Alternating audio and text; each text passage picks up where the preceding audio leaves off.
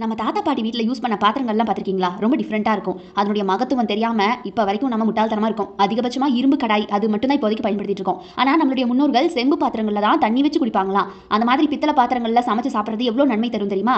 அதுக்கு காரணம் என்ன? ஏன் பித்தளை பாத்திரங்களில் சமையல் செய்யணும் அப்படிங்கிற மாதிரியான விஷயங்களை நான் இப்போ இந்த வீடியோவில் ஃபுல்லாக சொல்கிறேன். ஆயுர்வேதத்தில் கூட இருக்கு, பித்தளை பாத்திரத்தில் சமைச்சு சாப்பிட்டா ஆரோக்கியம் தரும், உடலுக்கு அது வலிமை தரும் அப்படின்னு. அந்த காலகட்டத்தில் இதனுடைய அருமை தெரிஞ்சதால தான் அரச குடும்பத்தினர் கூட பித்தளை பாத்திரங்களில் சமையல் செஞ்சு சாப்பிட்டாங்களாம். அதில் தான் அவங்க சாப்பாடும் சாப்பிட்ருக்காங்க அப்படின்னு சொல்லப்படுது. பித்தளை தட்டுக்களை நிறைய ஆய்வுகளை பறிமுதல் கூட பண்ணியிருக்காங்க ஆய்வாளர்கள். இன்னைக்கு அதையெல்லாம் நம்ம விட்டுட்டு உடலுக்கு தீங்கு தரக்கூடிய பல விதமான பாத்திரங்களை நாகரிகம் அப்படிங்கிற பேரில் பயன்படுத்திட்டு வரோம். நிறைய பாத்திரங்கள் நான் இப்போ பேர் சொன்னா கண்டுபிடிச்சிருவீங்க. ஸோ அந்த மாதிரி ஒட்டாமல் இருக்கும் அப்படிங்கிறதுக்காக பயன்படுத்துறோம் இல்லையா? ஸோ அதை எல்லாத்தையும் பயன்படுத்தி நம்ம சாப்பிட்டு வரோம். பித்தளை பாத்திரத்தில் ஏன் சாப்பிடணும் அப்படின்னு தெரியுமா? ஊட்டச்சத்துக்கள் நிறைஞ்சது தான் பித்தளை பாத்திரம். பித்தளை பாத்திரங்களில் சூடு நிறைய நேரம் நிற்கும். பித்தளை அப்படிங்கிறதுடைய அடிப்படையில் பார்த்தீங்கன்னா செம்பு, ஜிங்க், அதாவது ஜிங்க்னா துத்தநாகம்னு சொல்லுவாங்க. செம்பும் இந்த ஜிங்க்கும் கலந்த கலவை தான் பார்த்தீங்கன்னா பித்தளை.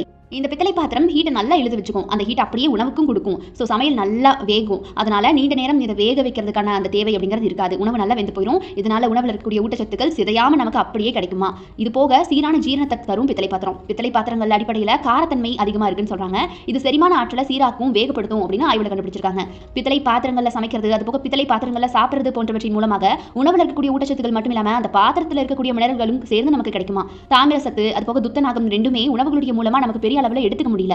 இதுவே பித்தளை பாத்திரங்களை நம்ம சமைச்சு சாப்பிடுவதன் மூலமா பித்தளையில இருக்கக்கூடிய தாமிரசத்து, துத்தநாகமும் சேர்ந்து நமக்கு கிடைக்கும். இதனால நோய் எதிர்ப்பு மண்டலம் பலப்படுமா.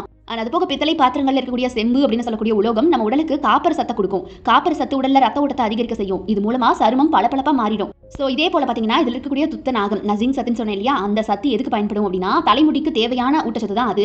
இது அதிகமாக இதில் இருக்கிறதுனால முடி உதிர்வை கட்டுப்படுத்தி முடியுடைய வளர்ச்சியை அதிகரிக்குமா. பித்தளை பாத்திரத்தில் உணவு சமைப்பதன் மூலமா அதில் இருக்கக்கூடிய ஜிங்க் கிடைக்கும். இந்த ஜிங்க் நோய் எதிர்ப்பு மண்டலத்தை பலப்படுத்த தேவையான எல்லா முக்கியமான ஊட்டச்சத்துமே இதில் இருக்குமா. பித்தளையில இயற்கையாகவே பாக்டீரியா எதிர்ப்பு பண்புகள் அதிகமாக இருக்கும். அது உணவு கெடாமலும் பாக்டீரியா போன்றவை வேகமாக பரவாமலும் இருக்க உதவுமா. நோய் எதிர்ப்பு மண்டலம் பலப்படும். அதனால தான் நம்மளுடைய முன்னோர்கள் பித்தளை தட்டுக்களை சாப்பிடவும் தண்ணி குடிக்கவும் சொல்லியிருக்காங்க. இன்னைக்கும் பெரும்பான்மையான வீட்டில் பார்த்தீங்கன்னா ஒட்டாம வரணும், ஸ்டைலிஷாக இருக்கணும், மொறுமொறுன்னு சாப்பிடணும், இந்த பாத்திரம் தான் எனக்கு பெஸ்ட்டாக இருக்குது, ஈஸியாக இருக்குங்கிறதுக்காக அந்த பாத்திரத்தை நம்ம யூஸ் பண்ணிட்டு வரோம் சமைக்கிறதுக்காக. அதுக்கு முக்கிய காரணம் அந்த உணவுகள் பாத்திரத்தில் ஒட்டாமல் அடிப்பிடிக்காமல் இருக்கிறது அப்படிங்கிற ஒரு விஷயம் இருக்குது. ஈஸியாக இருக்குது முக்கியமாக. ஸோ அந்த விஷயங்கள் அனைத்துமே நீங்கள் பயப்பட தேவையில்லை. பித்தளை பாத்திரத்திலையும் அந்த ஒட்டாத தன்மை இருக்குது. அதனால நீங்கள் பித்தளை பாத்திரத்தில் பேன் கேக், தோசை, கிரேவின்னு சொல்லிட்டு எதை வேணுனாலும் சமைக்கலாம். அதுபோக உடல் எடையை குறைக்க நினைக்கிறவங்க வெறும் டயட் மட்டும் பின்பற்றுவதனால மட்டுமே அது நடந்துராது. இது மாதிரி பித்தளை பாத்திரங்களை சமைச்சு சாப்பிட்றதாலையும் உடல் எடை குறைக்க உதவி செய்யுமா. உங்களால் நம்ப முடியுதா? அதுதான் உண்மை. பித்தளை பாத்திரங்களில் இருக்கக்கூடிய செம்பு கலவை உடல் பருமன் ஏற்படாமல் தடுப்பதோட உடல் எடையை குறைக்கவும் உதவி செய்யுது. இது போக பார்த்தீங்கன்னா ஆரோக்கிய நன்மைகளை கொண்டிருக்கிற பித்தளை பாத்திரங்களை நம்ம வீட்டு பரன்கள் மேலே தூக்கி போட்டுட்டு ரசாயனங்கள் பூசப்பட்டு சில பாத்திரங்களை பயன்படுத்திட்டு வரோம் இல்லையா? இதை இனிமேலாவது தவிர்த்துட்டு பித்தளை பாத்திரங்களை நம்ம முன்னோர்கள் சொல்லிட்டு போன மாதிரியே சமைச்சு ஆரோக்கியமாக சாப்பிட்டு இன்னும் பார்த்தீங்கன்னா செழிப்பாக வாழணும்.